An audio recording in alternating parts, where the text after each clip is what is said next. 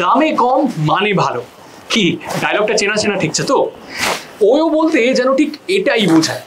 ওয়ো অবিবাহিত যুগলদের নিভৃতের সময় কাটানোর সুর ঠিকানা।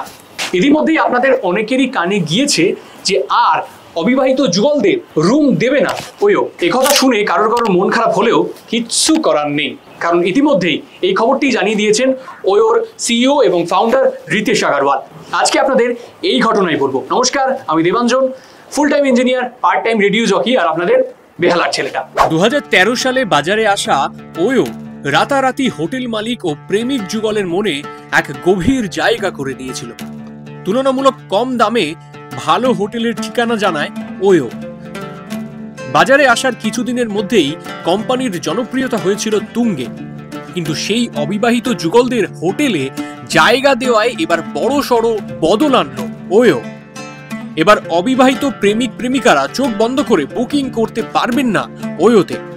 ওয়োর কোনো হোটেলে থাকতে হলে তাদের সম্পর্কের প্রমাণপত্র জমা দিতেই হবে নির্দিষ্ট ওয়েবসাইটে। ইদানিং উত্তরপ্রদেশের মিরাট থেকে এমনই নির্দেশিকা চালু করেছে এই সংস্থাটি। নতুন নিয়ম অনুযায়ী হোটেল চেক ইনের সময় যে কোনো কাপলকে তাদের সম্পর্কের প্রমাণপত্র দিতেই হবে। ওয়োতে অনলাইনে কোনো হোটেল বুক করার সময় দেখা যাবে এই অপশন। স্থানীয়দের দিয়ে প্রভাব খাটিয়ে কিংবা সামাজিক পরিচিতি দিয়ে কোনো অবিবাহিত কাপল যাতে হোটেলে চেক ইন না করতে পারেন, তার জন্য হোটেল মালিকদের খেয়াল রাখতে বলেছে রিতেশ আগরওয়ালের সংস্থা। ভারতে এমন কোনো আইন নেই যাতে অবিবাহিত যুগল হোটেলে থাকতে পারবেন না।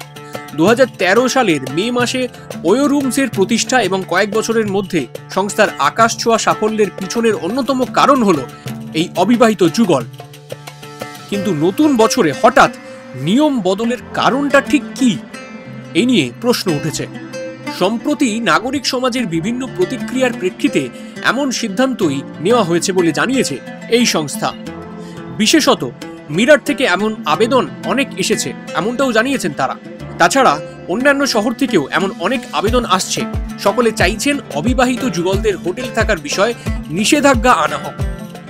2024 শেষ হয়ে 2025 পড়তেই নতুন বছরে তাই এমনই সিদ্ধান্তের কথা জানিয়েছেন ওয়ো। যে দেশে পরকীয়া বৈধ কিন্তু অবিবাহিত কাপলদের একসাথে সময় কাটানো, একসাথে থাকা নিয়ে নতুন নিয়ম হয়, নিয়ম পাল্টায়, সে দেশের নাগরিক হয়ে আপনি কি বলবেন এই বিষয় সম্পর্কে? প্রশ্নটা থাকলো আপনার কাছে।